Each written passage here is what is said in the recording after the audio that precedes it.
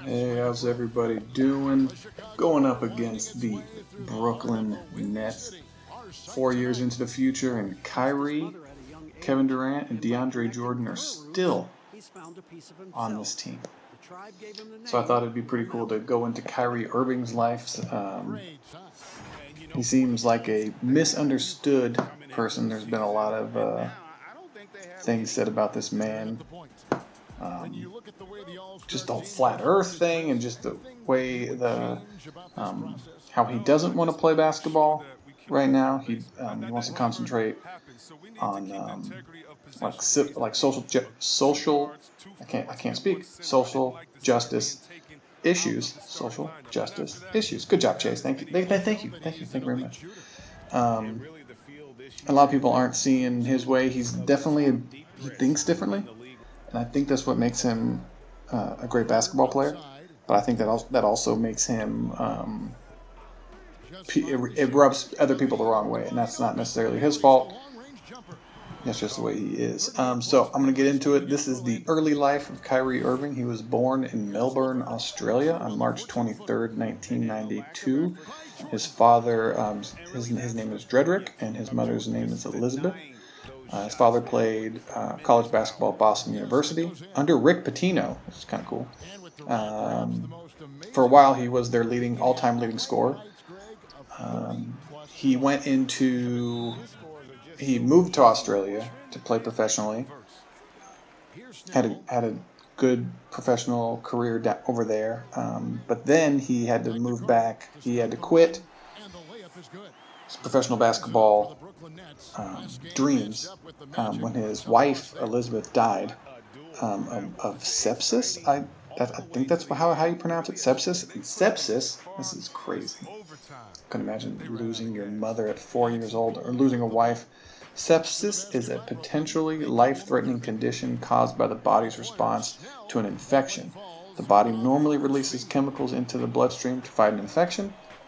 Sepsis occurs when the body's response to these chemicals is out of balance, triggering changes that can damage multiple organ systems. So his mother has this issue, passes away unfortunately, and now Kyrie and his sister Asia have to be looked after. He becomes a single father. I believe he remarries. There's mention of a step mom, but the videos that I saw of his family, there's one actually really cool video online of his father still has the same house in New Jersey that they had when Kyrie was little, and Kyrie wanted to do something special for his dad, and so they remodeled the home. They knocked down walls and opened space up, and it's all these cool little details. It's like it's not like one of those houses where they flip it and they do all those interior decorating things. They're just sprucing it up a little bit. And so they do the living room. They combine like the living room, the kitchen, and the dining room area, basically in this like U-shape, this really cool U-shaped like layout of the house where it's all open, because the dad likes to throw parties and have a lot of friends and family over all the time. So to get it in one big area where the traffic flows and all this interior decorator came in, and I think half of that is BS anyway. Well, the flow and all this, but like they actually opened it up and it looked really nice. So maybe she knows what she's doing. But the cool part was they had a trophy room, and Kyrie gives all of his trophies to his father. MVPs, All-Star MVPs, all of this stuff. And so his dad has saved all of that and had it in this room. Well, I guess Kyrie didn't know about that room, or didn't really go in there much, or didn't go through all the boxes and whatever. But his sister did, and his sister reorganized the room and laid it out, made everything look nice and combined all of their achievements in that one room. And the way Kyrie, when he saw it, he said he didn't realize that his father kept all of this stuff, like to this extent, I guess, because the room was filled. And he started to like break down and cry. And then he explained, the realtor was like, yeah, I guess it'd be kind of moving to see all your accomplishments in one place. And he was like, no, that's not it. this just basically shows the relationship I have with my father. And then that I was like, oh, that got me. That got me. I mean, I was always a basketball fan of Kyrie Irving, just how amazing he is at basketball. But that got me to be like a fan of him personally. Now, I don't agree with everything that he says, but I like this. From that point on, I was like, okay, I'm with this guy. I like him. Yeah. So his mother passed away, unfortunately. His inspiration to play in the NBA came when it was a fourth grade field trip. It's weird how these little field trips really inspired. I think Zach LaVine also had a similar story.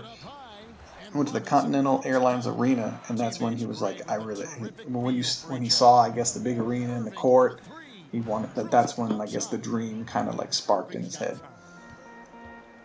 And because of his dad's connection with Boston University, Kyrie spent a lot of time in Boston around the practice facility and skills camp and whatnot. And in 5th grade, he was offered a scholarship to Boston University by then head coach Dennis Wolf, which is just like probably like just say, hey, I'll sign your kid, but apparently he didn't.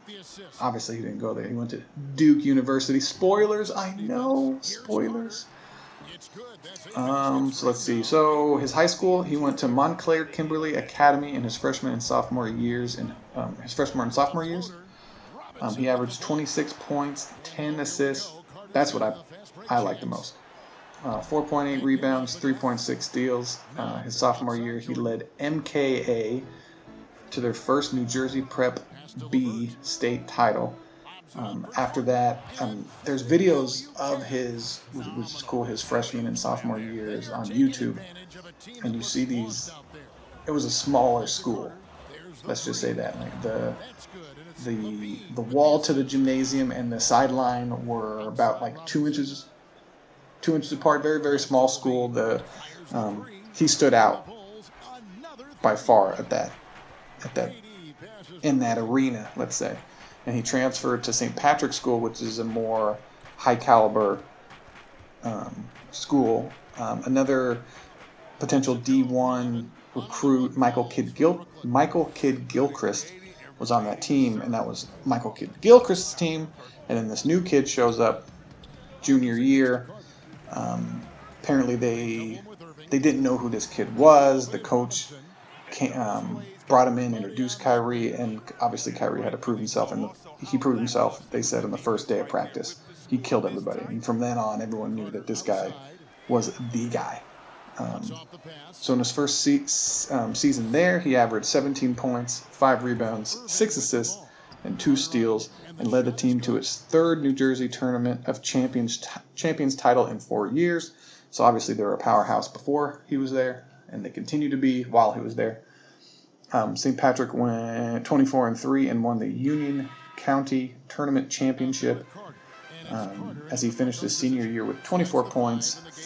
That's really good. So like when he was feeling out the team his junior year and wasn't the guy, he averaged 17 points. In his senior year, when he was the man, he got used to it. It jumped 7 points a game to 24 points a game, 5 rebounds, 7 assists, and on June 10th, Irving was a part of the United States gold medal winning team at the FIBA Americas Under-18 Championship. So this man is winning at every single level possible. Let's see here. Then he went to college. He announced his decision on ESPNU, so he was highly recruited. He committed to Duke on October 22nd, 19. Jesus, what am I reading? 2009. His college teammates were interesting. He had like 7 future NBA players on his team. Mason and Miles Plumlee, Seth Curry, and Kyle Singler were 4 out of those 7 or 8 players that made it to the NBA. Through his first 8 games of the season, he averaged 17.4 points on 53% shooting, 5 assists, 3.8 rebounds, and 1.5 steals. He suffered a severe ligament injury in his right big toe during the 9th game of the season. And on March 17th, the day before Duke played Hampton in the first round of the NCAA tournament, he returned to his first game since injury. Duke advanced to the Sweet 16. Jeez, I can't even talk. Duke advanced to the Sweet 16 of the NCAA tournament, but fell to Arizona. Irving scored 28 points in what turned out to be his last game for Duke. Irving said in one interview that his plan wasn't to be one and done, but he said it just turned out that way. He felt ready, and he was obviously ready, going #1 overall. Another spoiler alert. Let's see if I can bring that down there. Yeah, see, that's not going to work either. Make that close that. Okay, so I watched some of these games.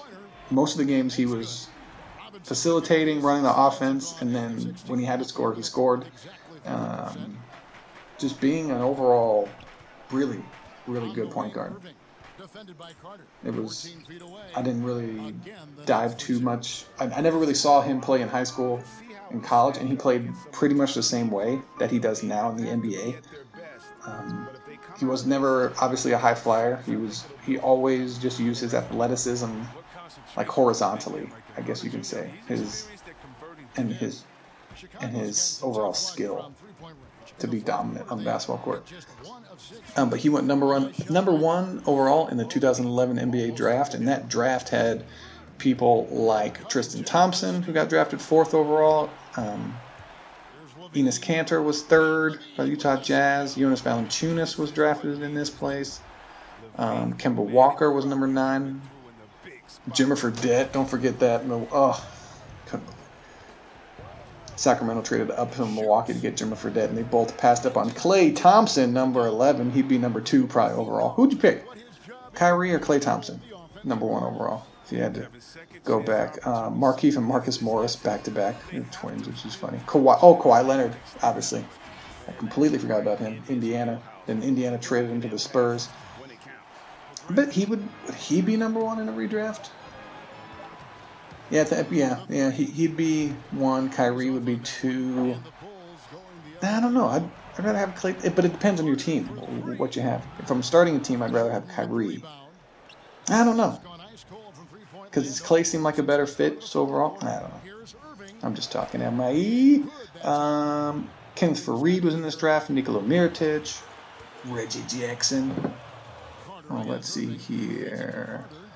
Norris Cole. Jimmy Butler was number 30th overall. He'd be in the top 5. 3, 4. Bojan Bogdanovic is in this draft. And this is the same draft that had Isaiah Thomas as the 60th overall pick. Let's see. 13 minutes in.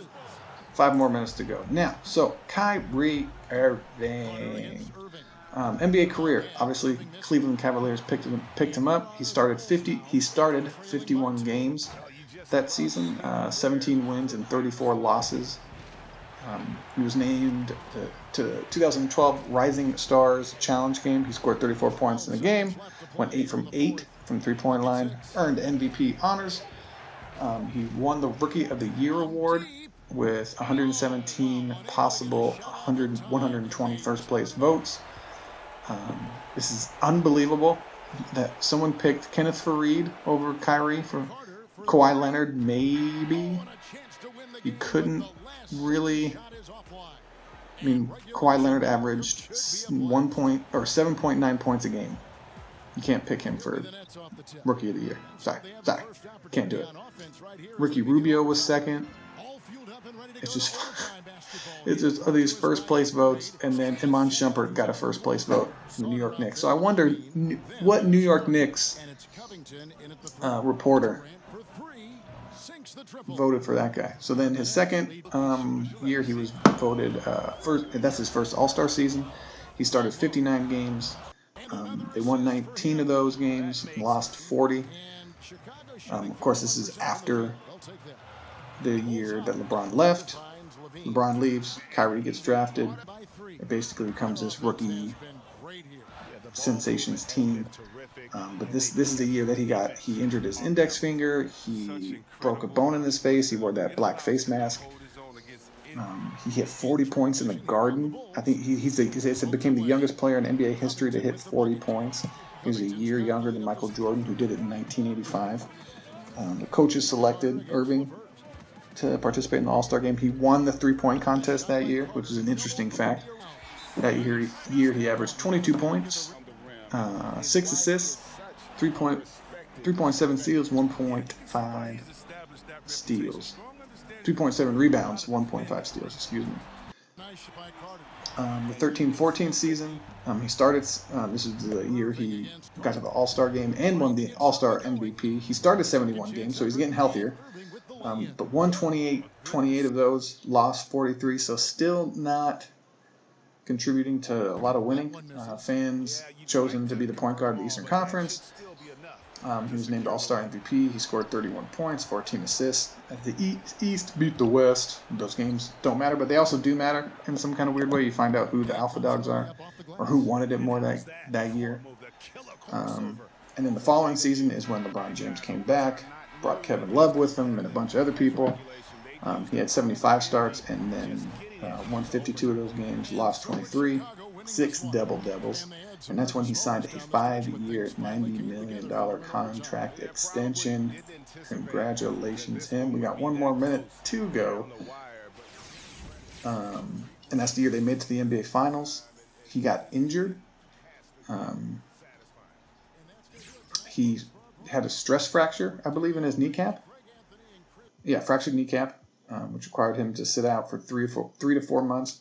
And the team lost to the Warriors in 6, and Kevin Love was also injured earlier that playoff. So then the next year they came back.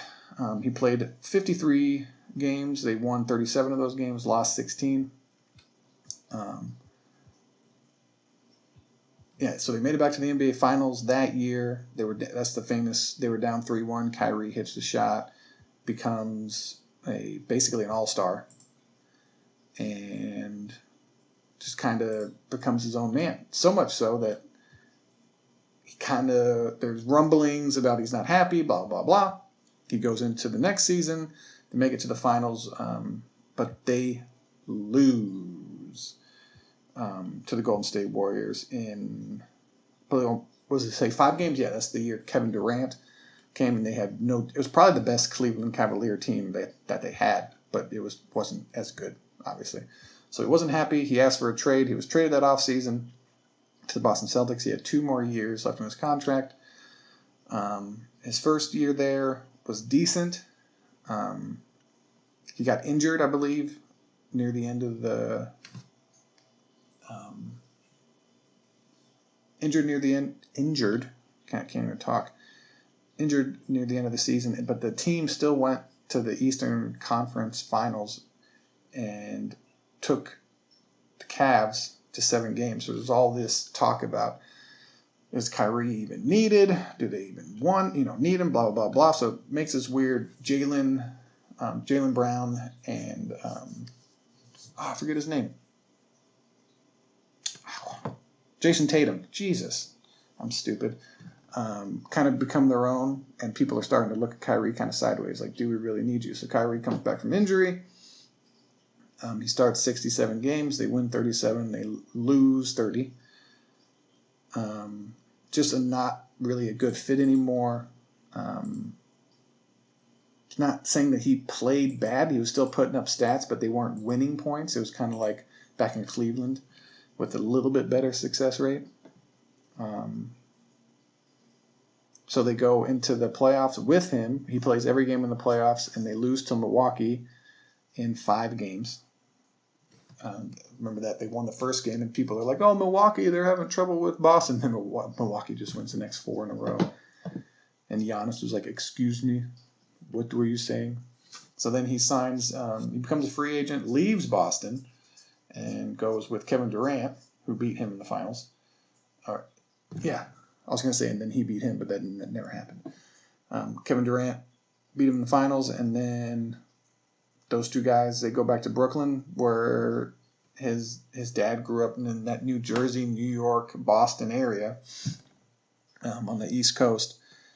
And he starts 20 games. They win 8 of those games, and then they lose 12. Kevin Durant doesn't play. Yeah, on July 7th, he signs that free agency. And this money that he got, so good, so much money. It's $31.7 million for the first year, $33.3 million the second, $34.9 in the third, and $36.5 on the fourth. Oh, that's all guaranteed. Well, maybe not now because of the whole coronavirus thing. They could redo the whole CBA. Who knows? But he had shoulder issues the whole part of the season. And on February 20th, it was announced Kyrie would undergo season-ending surgery on his shoulder.